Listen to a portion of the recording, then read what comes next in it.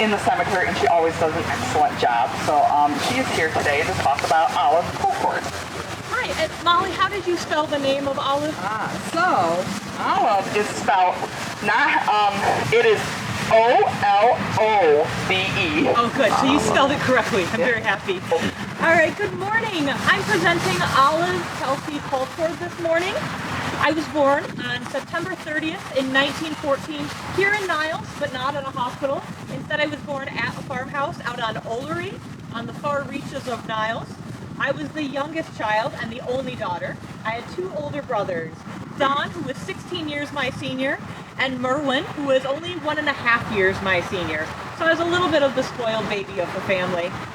I went to school for 8 years at the Electric Light School, which was a county school out near my house, and then graduated from Niles High School in 1932.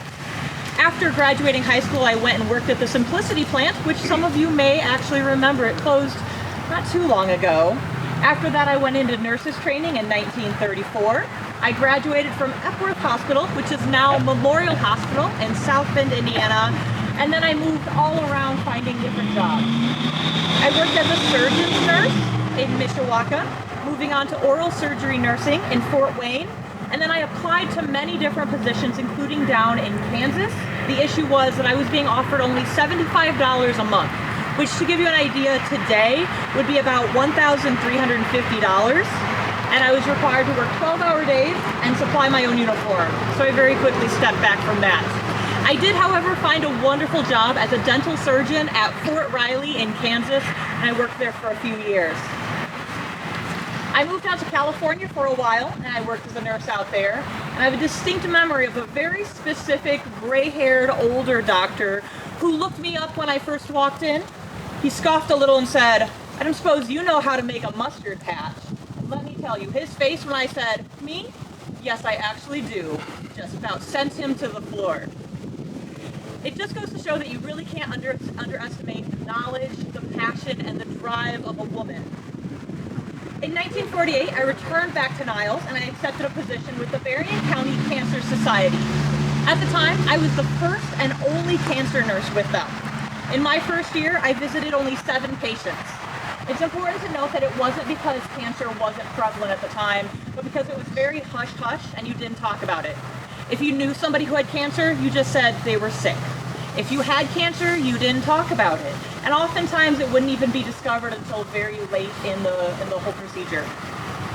Here's a fun fact for you that I published in 1958 edition of Cancer Facts, was that dinosaurs actually had cancer.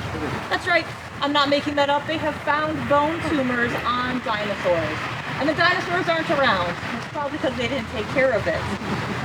At the time in 1948, cancer was the #1 cause of death for people ages 3 to 15. And a huge part of that was because we simply didn't know what to look for. And so I went into this thinking that I would go out and help, and they would surely find a cure in a couple years, and then I would find a different job.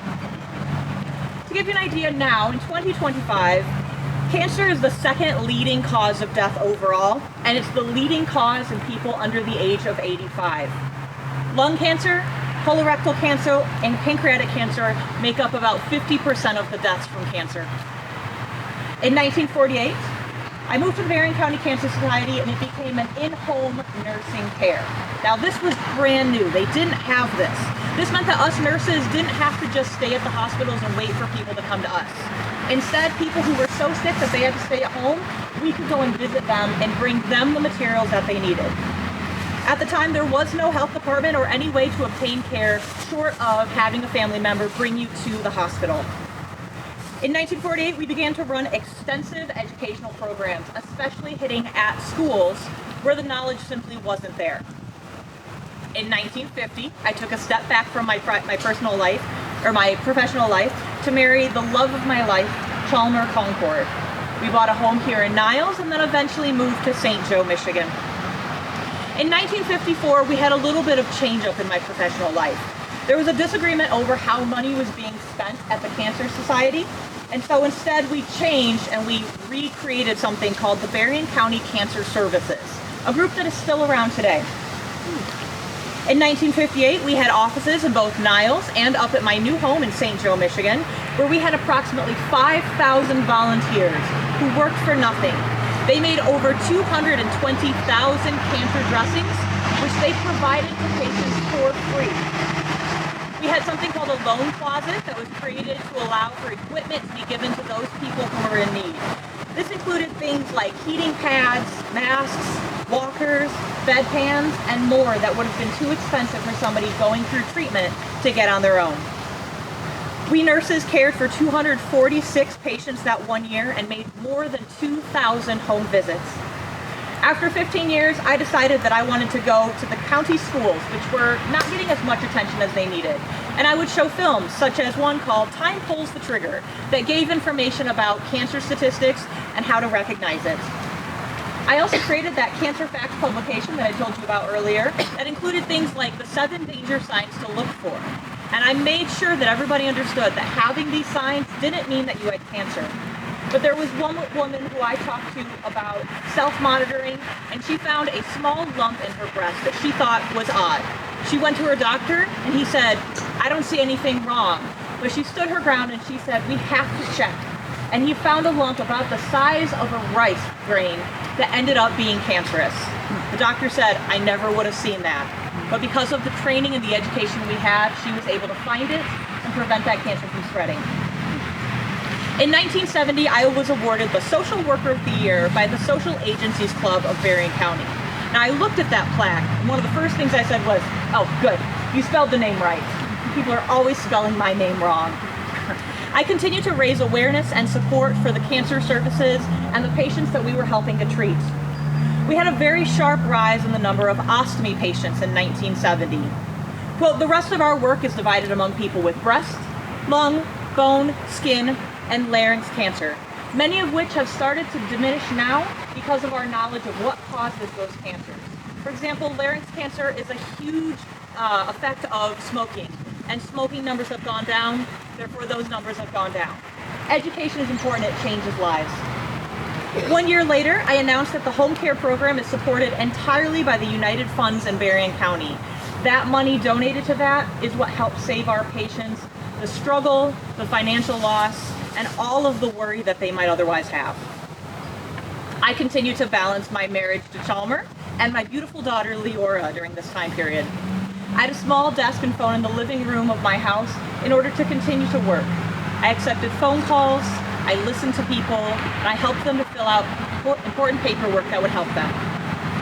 In 1984, I retired from nursing, but I didn't want to get too bored, so I remained on the board. My beautiful daughter Leora and her 3 daughters carried on volunteering.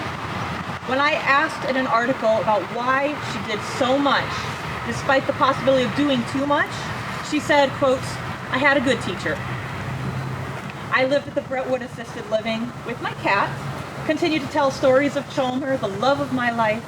I was visited by family, and I loved to talk with staff and some fellow residents. In 2008, I passed away at the Cleveland Clinic from a brief illness at the age of 94. I'm survived by my beautiful daughter, 3 beautiful granddaughters, and 7 beautiful, smart, talented great-granddaughters.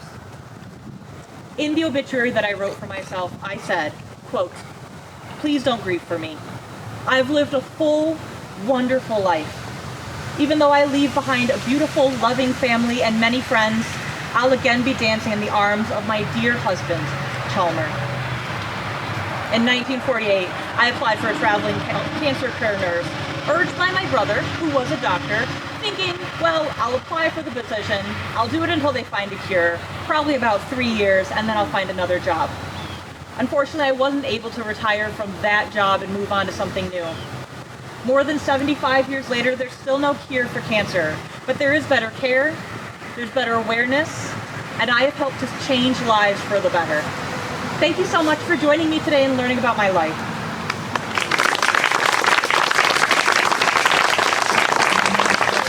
Thank you so much. That was beautiful.